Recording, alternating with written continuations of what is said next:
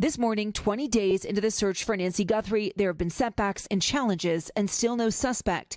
But some 400 FBI agents and sheriff deputies are still actively working the case, canvassing the city as they try to find answers to so many of the unknowns. Part of what makes this search so challenging is just how vast the area around Nancy's home is. You can get a sense of it here. Pima County is about 9,000 square miles. That is larger than the entire state of New Jersey. And a lot of it looks like this: massive mountain ranges and the Sonoran Desert that stretches for miles. But the Pima County Sheriff says the case is far from cold. They're still analyzing unknown DNA found at Nancy's home and other leads, including the suspect's backpack, gun, and what the sheriff has described as his unique-looking holster. Firearms expert John Correa says it appears to be a universal fit holster and isn't one an experienced gun owner would use. This does not strike me as a highly trained professional. This guy's an amateur. The search for Nancy also expanding. A missing persons group in Mexico sharing this flyer about her disappearance, although the sheriff maintains there's no evidence to suggest she was taken across the border. And many across Tucson are refusing to give up hope. The night of January 31st, 2026 began like so many others in the quiet Catalina foothills of Tucson, Arizona. 84-year-old Nancy Guthrie had dinner with family before being dropped off at her home just before 10 p.m. It was routine, familiar, and by all outward appearances, completely normal. But sometime in the early morning hours, something changed. By sunrise, the rhythm of her daily life had been broken. When Nancy failed to arrive at church the next morning and couldn't be reached by phone, concern quickly turned into alarm. A 911 call was placed, and deputies from the Pima County Sheriff's Department arrived at her residence. What they found immediately raised red flags. Her phone and personal belongings were still inside. There were signs suggesting she had not simply walked away. Even more troubling, security footage from the property reportedly showed a masked individual tampering with a doorbell camera during the night. Around that same window of time, the monitoring connection linked to her pacemaker abruptly stopped transmitting data. Investigators began reconstructing the timeline minute by minute, treating the case as a possible abduction. The quiet desert neighborhood, usually defined by stillness and mountain views, suddenly became the focus of flashing lights, patrol units, and canvassing officers. Word of the disappearance spread quickly beyond Arizona, drawing national attention as details emerged. For those following real investigations as they unfold, this case is a reminder of how quickly certainty can vanish. Subscribe to Real Case Records as we continue tracing every verified development, separating confirmed facts from rumor, and examining how authorities piece together the critical first hours of a missing person investigation. As the search for Nancy Guthrie intensified, law enforcement quickly moved to gather evidence and follow every lead. A new clue in the search for Savannah Guthrie's mother. A Ring camera a few miles away from Nancy Guthrie's home capturing a man acting suspiciously at 3 and 5 a.m. a week before Guthrie was taken. He does have facial hair, and apparently so does the man captured on Nancy Guthrie's camera. Jim Murray is in Tucson with the latest. It's chilling new video of a night prowler at a house 6 miles from the home of kidnapped victim Nancy Guthrie. Detectives investigating Nancy's abduction are reportedly looking into the video to determine if there's a connection. The video was posted by the homeowner on January 23rd on Ring Neighbors, a community app, 8 days before Savannah Guthrie's mom was taken. The homeowner, who declined to be identified, posted, "My dogs went crazy and thankfully spooked him away. He came to the door at 3 a.m. and again at 5 a.m. He turned away from the camera and clearly did not want his face to be seen as he rang the bell. He has a mustache and goatee-style beard and a neck tattoo." The kidnapped suspect caught on Nancy Guthrie's surveillance camera is also believed to have a mustache. Collected and cataloged in the hope of finding a breakthrough.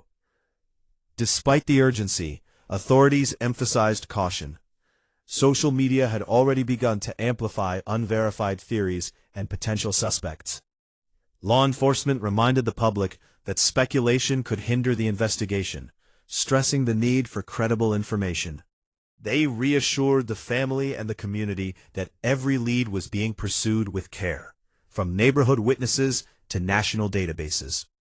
If you're following this case and want updates that stick to verified facts, like this video and share it with others who are interested in true crime investigations. Real Case Records will continue to bring you accurate, detailed accounts of every step the investigators take in the search for Nancy Guthrie.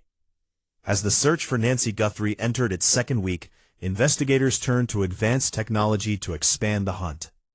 Among the most talked-about tools was a device known as a signal sniffer, designed to detect Bluetooth signals, including those from Nancy's pacemaker. Authorities deployed it using helicopters and drones, scanning wide swaths of the Tucson landscape in the hope of picking up even a faint transmission. While the technology does not guarantee a result, officials described it as a critical addition to traditional search methods, helping to narrow areas that needed closer examination.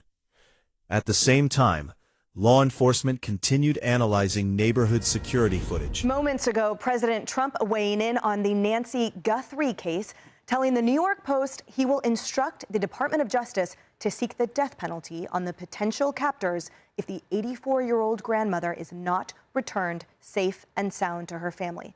President Trump went on to tell the Post they will face, quote, the most severe federal consequences if Nancy is found dead.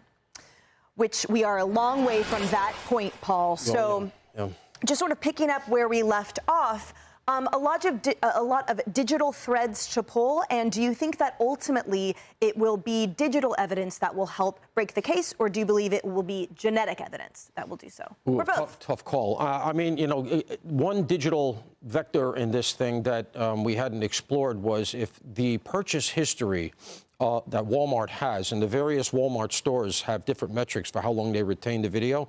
So let's say it's outside the range of where they retain the video. Their video is going to be very much like the video that she had at her house, right, which is it's not actual video, it's code. So my point is you may have to do something similar with the, let's say they identify the purchase, but it's 3 months ago, but they only have 2 months worth of video recorded. You might have to do something like they did with Google, which is go in, see if you can retrieve enough of that code to build an image so we can get a look at this person. So that would be very key. And then the other thing, of course, is that with Donald Trump talking, you have to wonder if the case is about to go completely federal. I'm wondering what the jurisdiction would be. Yeah.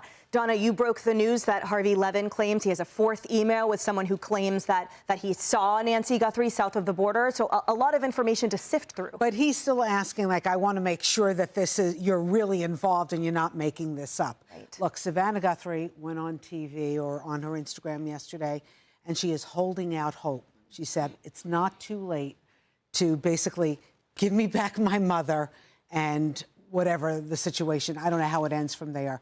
I think it's kind of interesting. They're flying planes in that area, looking for some kind of signals from pacemakers. Now, I think we've had doctors on who've basically said the pacemaker can work without the base. So she could be okay, right, Paul? Yeah, it does work without it, yeah. Okay, so, but I guess they can get a ping from a pacemaker? It's hard, and it's very, very low energy. You got to know what you're looking for. Each pacemaker has an individual footprint. That's what they're looking for, the fingerprint of sales records in the region. These steps, combined with digital evidence from security cameras and electronic devices, created a multifaceted investigation that could slowly narrow the field of possible suspects. Every small lead was treated with care, because in a case this sensitive, one overlooked detail could be crucial. The community continued to play an essential role. Tips kept arriving, some pointing to potential sightings, others reporting unusual behavior. Law enforcement repeatedly reminded the public that credible information was invaluable, and urged anyone with verifiable knowledge to come forward. Social media, while helpful for spreading awareness, was also a source of misinformation, making it even more important for followers of the case to rely on trusted, verified updates. If you want to stay informed on every verified development, like and subscribe to Real Case Records.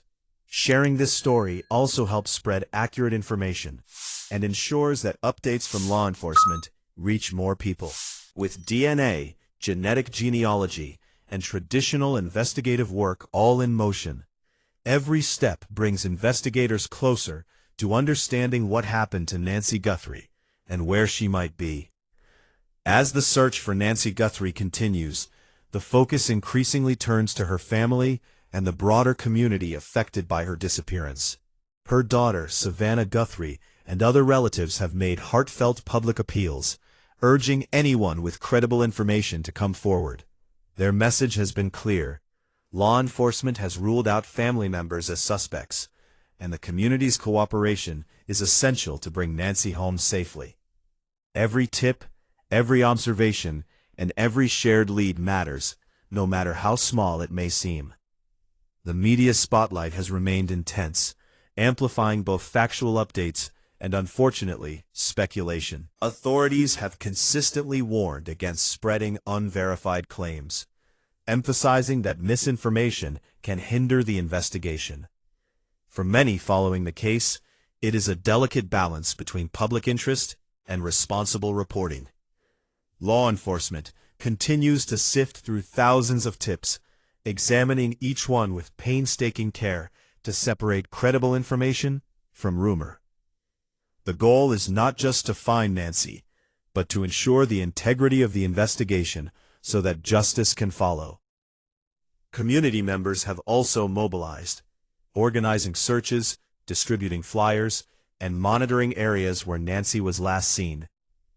The emotional impact of her disappearance has resonated far beyond her immediate family, highlighting the vulnerability of seniors living alone and the importance of vigilance. Investigators have expressed gratitude for the community's efforts while reminding everyone that official channels are the most reliable way to submit tips.